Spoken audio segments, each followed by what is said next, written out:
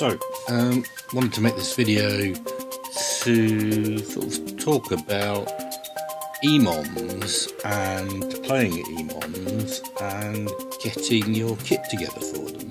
I helped to run an EMOM in Reading, and I've performed at a few over the last couple of years, and yeah, started to want to do it more frequently, playing more regularly, and it's changed the way I think about some of the gear that I use and how it all fits together.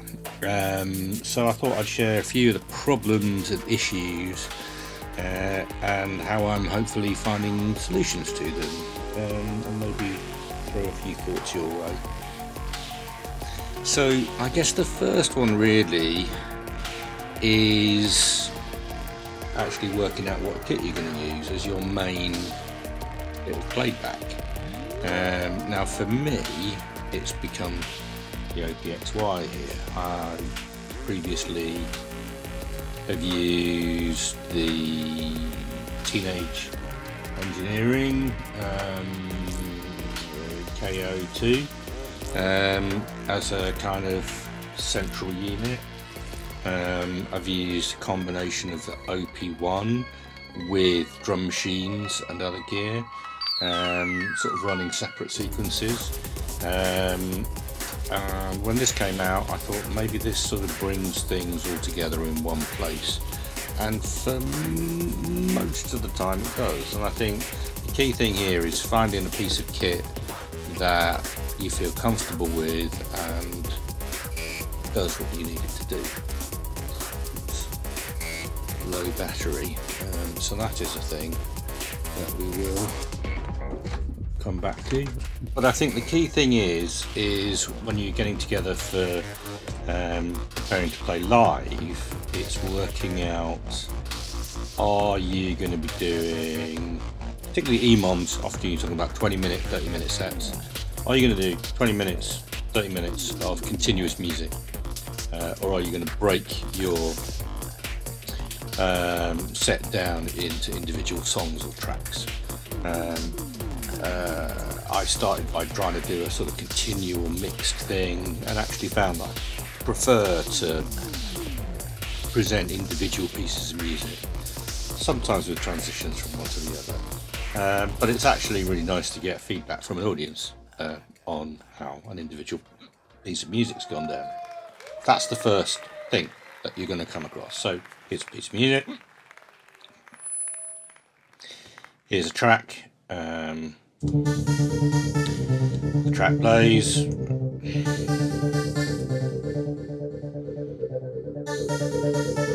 so what I'm just going to do is sort of forward through to the end of this and just talk about what happens at the end of the track. So you've got a choice. You can either just let it end and then load your next track. So let's just hear what that sounds like. I'm just going to go through to the end.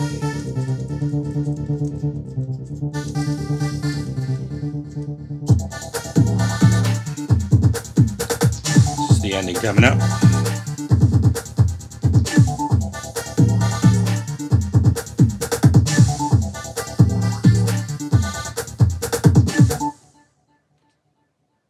Okay, track ends, little bit of a delay tail at the end there, and then I'd load in the next track. So what I've done in preparation for a live set is basically put my tracks in order, so I can play the end of that track. Let's go back and play the end of it again.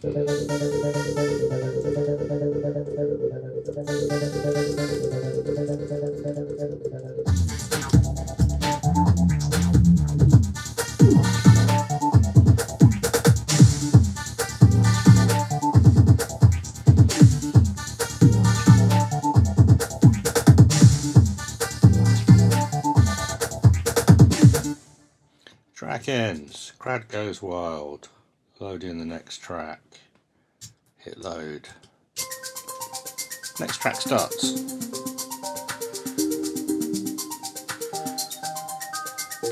And off we go. And it's one of the things that I particularly like about the OPXY is how quickly you can move from one project to another.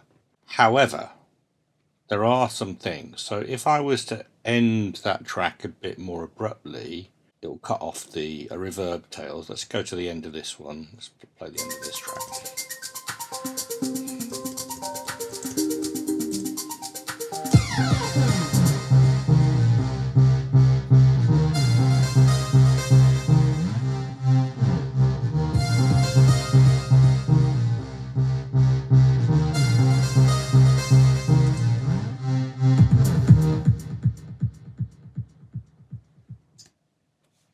When I load in the next track,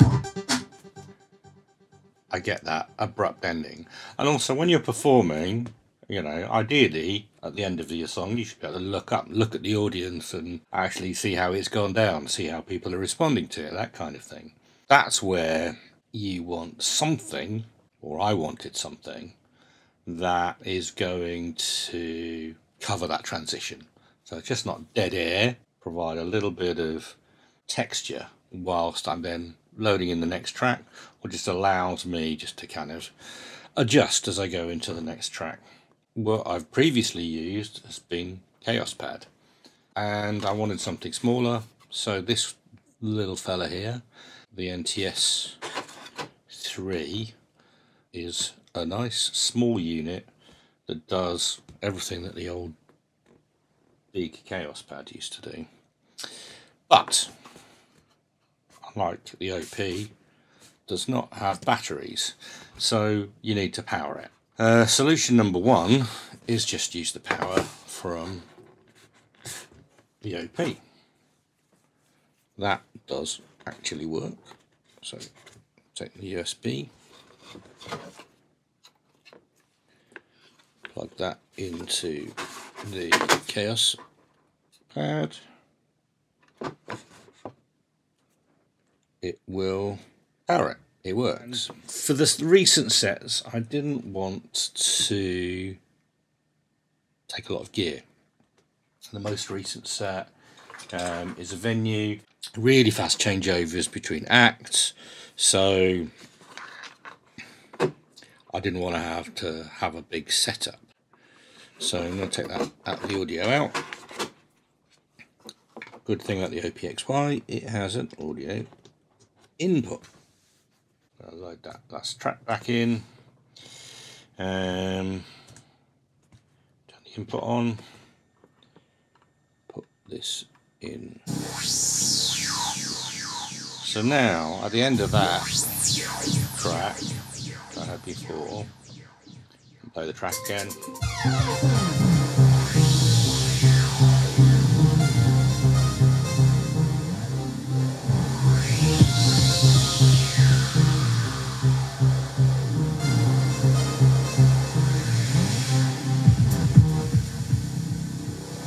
So I've now got my finger on here. I can noodle around with that whilst I, with my other hand, load in the next tune. And I get a really smooth transition from one to the other. But I'm turning that up. Can you hear the USB noise? So that is one of the issues you start to face with these devices. So that's where I'm using the USB out of the OPXY into the Kaoss pad to power the Kaoss pad. It will also send sync to it, which is a benefit, but I get the USB noise. If you can hear that right now, if I unplug, noise has gone away. Yeah, I mean, I could take that power, I could plug the power into the Kaoss pad.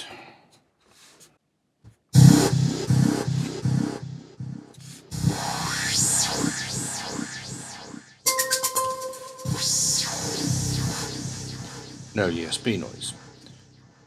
That's coming from a USB plugged into the mains, but I quite like the fact that this is battery powered, and I wanted a battery powered version of this, which doesn't exist. So that's where this USB power brick comes in. I ordered this particular one for a couple of reasons. One, it's square, so it's kind of similar form factor to the Kaoss pad. And then I've got some Velcro dots so I can stick it on. And then also it's got cables built into it, so I can Velcro it. Velcro it on. And it sort of raises it up to a nice height as well. So first problem identified, USB ground noise. First solution, handy power brick.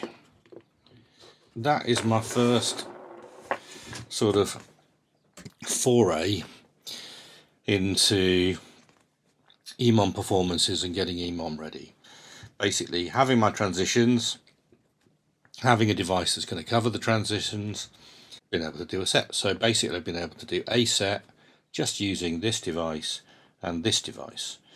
And then just sort of taking that a step further, you can also, with the OPXY, send. So if I go to the next track, I'm going to plug the USB power back into the OPXY so it doesn't run out of juice, and send to the input.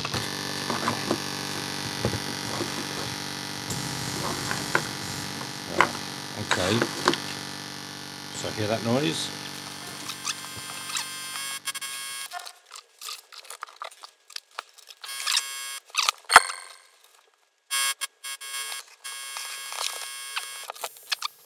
So, discovered the problem, which is that somehow that audio output is shifted to be a MIDI output.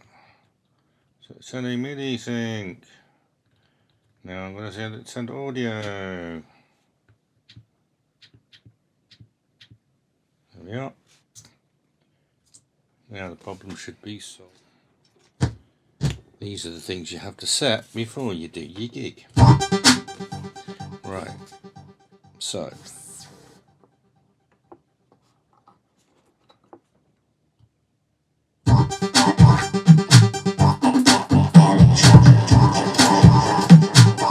Okay. This is now working. Let's go back to plan A. Attach the battery. Oh, wrong way around. Attach the battery. Take the USB-C lead, plug it in. Switch it on. Okay. So I've now got my setup, low battery.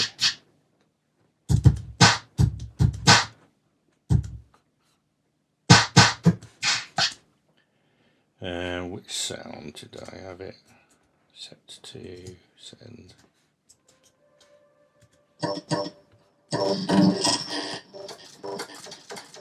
So I've got various sends to the external audio, which can then, so this now allows me at the end of this track, which is the whole point of this exercise, to play the end of the track.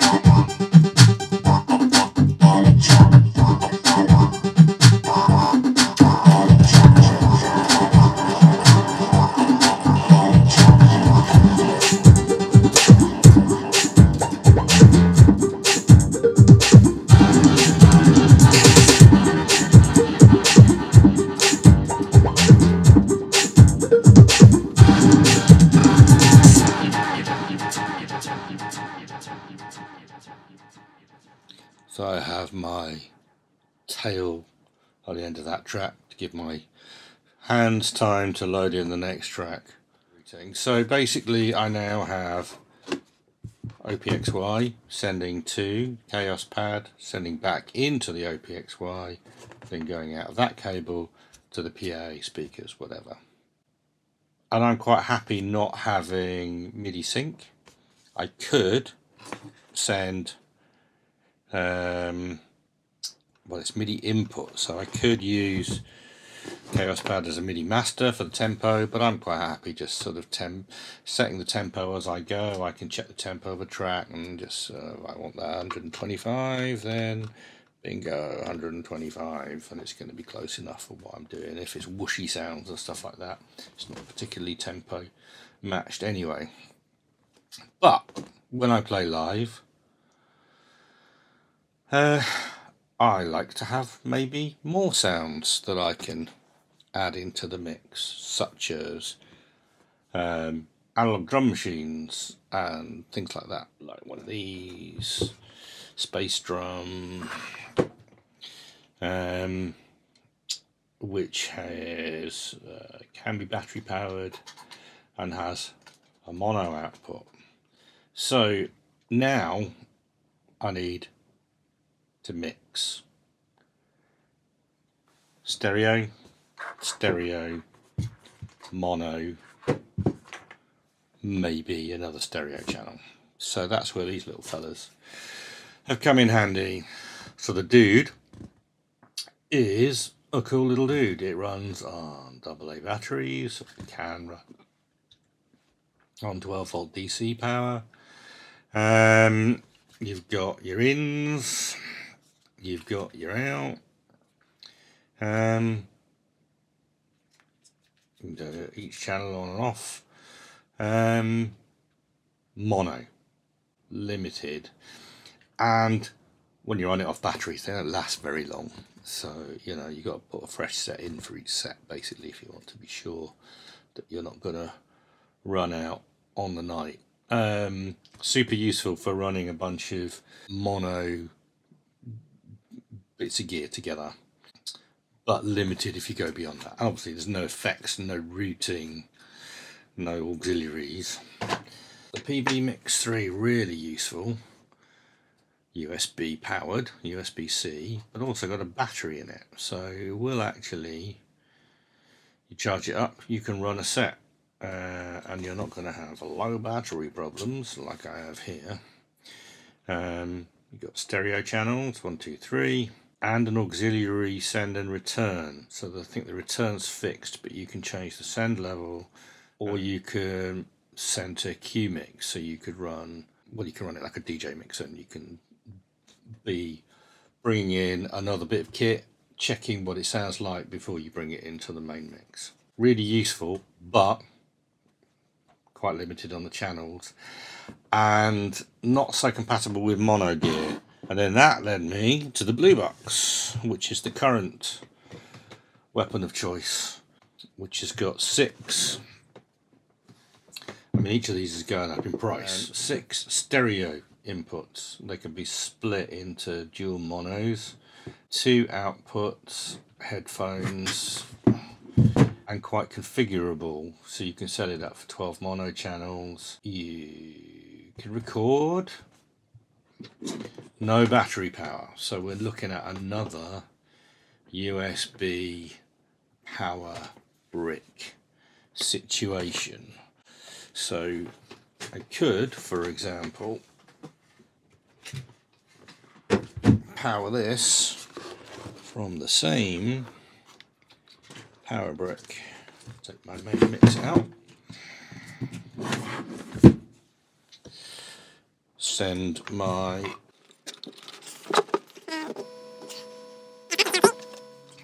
we can already hear the problem, can't we? USB noise.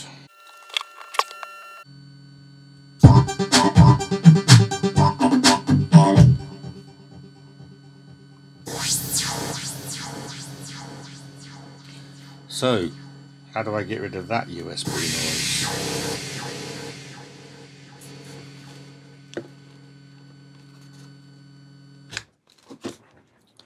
Well, I'll have to plug that into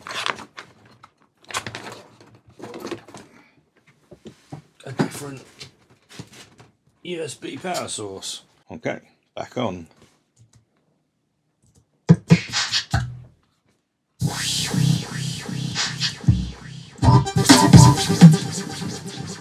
No noise now. Whereas I've got one handy little power brick, I can't use it to power that and that at the same time without introducing some USB ground noise. So that is the next solution that I need to devise. I'm going to leave that one there. Where I'm going is I want to add in, for the next live set, some sounds from the Pulsar 23, so that'll be a stereo feed. That is mains powered, so that is definitely one brick that needs to be plugged in. And then also think about other sources that I want to add into the mix. Mixer is key to that, how they're going to work, how they're going to be powered, and how to avoid mains ground issues. Stay tuned for the next episode coming soon. I hope that wasn't too much of a ramble. See you next time.